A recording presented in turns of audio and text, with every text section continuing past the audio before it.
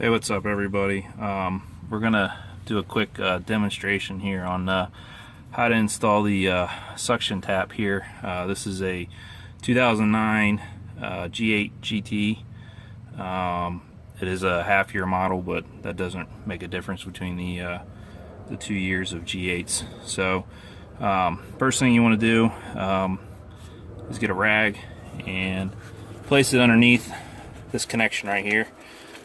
This connection can leak a little bit of oil out when you take it apart, so keeping it from dripping on the ground, you'll want to put a rag underneath there. I have obviously already removed the air intake.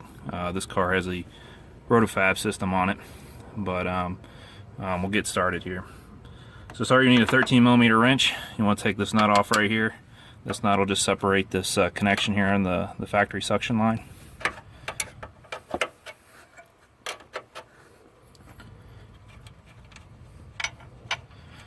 So you will not need this nut from the kit, so you can keep it in your pile of factory parts or discard it or put it in a M8 box. It's an M8 by 1.25, so you never know when you need an M8. So take the suction line apart. You may want to inspect. There's a gasket right here. There is a new one that's included in the kit, and you can replace it if need be, but if this one's still in good shape and the car hasn't had any AC problems, you can reuse this one without a problem. So we're just going to go ahead and keep this one on here. Tuck this line kind of down in here to get it out of the way a little bit. So the first thing to go back on is this custom standoff, and you'll notice with this standoff there's a side that's got a counter bore in it and then a side that doesn't have a counter bore. You want to make sure the side that has the counter bore goes onto this threaded stud. And it doesn't have to be tight, just on there until it bottoms out against the backing there. You want to grab your suction tap. So this is the Frostbite suction tap for the G8. You will, in the kit, this will come with a gasket for this side as well, so you'll need to put a gasket on this side. There'll be plugs and stuff in this thing that you'll have to remove, but the gasket will come in with a little bit of PAG 46 oil already on it. It's already lubricated, so just take it out of the bag and place it on this side of the suction tap. There's no sharp edges or anything, so you can stick it down on there. I just have a fitting in here for demonstration for now, but you will want to install the suction side fitting into the tap. It just makes it a lot easier. There's not much room down here to get a wrench in. I mean, you can do it, but it's just a lot easier to install the suction side line that goes down to the chiller. So, but here's the assembly here, and it's real simple. Just slides right on there, and that's all it's for that. And next thing is you're gonna want to put this suction line back on. Get it around here, up in there, and there's a new bolt that's included with the kit.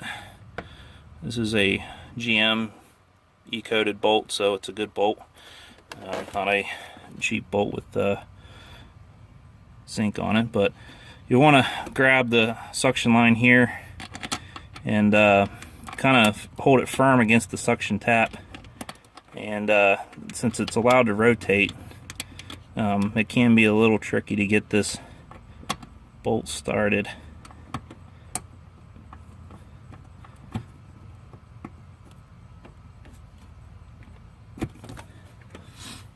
To get started there, go ahead and grab your 13.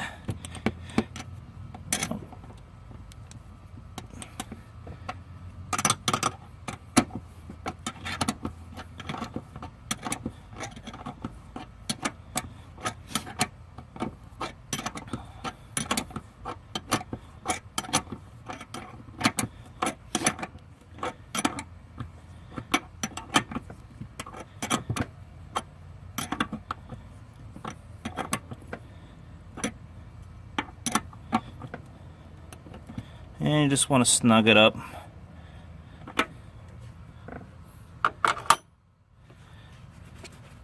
and remove your rag and wipe it down of any oil left on it. Well, there it is. It's installed.